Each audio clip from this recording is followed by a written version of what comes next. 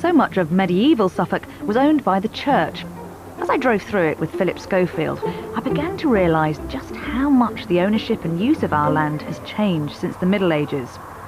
Back then, there was an open field system, by which the common people rented strips from the lord and farmed them in unfenced fields. It was an arrangement that lasted for centuries.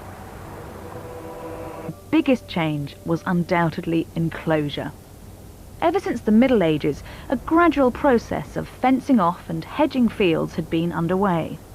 It happened more in certain parts of the country than others, but by the mid-1700s, enclosure was stepping up a gear. The impact on the landscape was enormous. The Midlands in particular were severely affected by enclosure. It was the great landscape reshaper.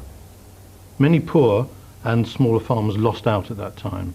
They were often given allotments which were uneconomic, and they sold them out, and they became a kind of landless proletariat, if you like, who thereafter had to sell their own labour for money rather than having land to live off. So it affected enormously both the landscape and society at the time. More efficient land management and technology also play a part.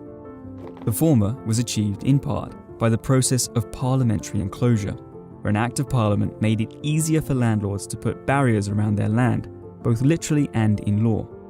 This gradually replaced the low-intensity open field system with high-intensity and often specialised farming.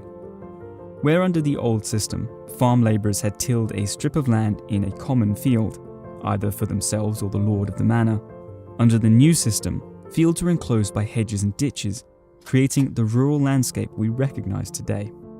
This led to an increasingly polarised rural society, with large landowners and tenant farmers exploiting a landless labouring class who were dependent on weekly or monthly wages. Enclosures also tended to lead to the loss of common land, lands upon which labourers had been able to graze their own animals and forage. This led to petitions, protests, and even riots.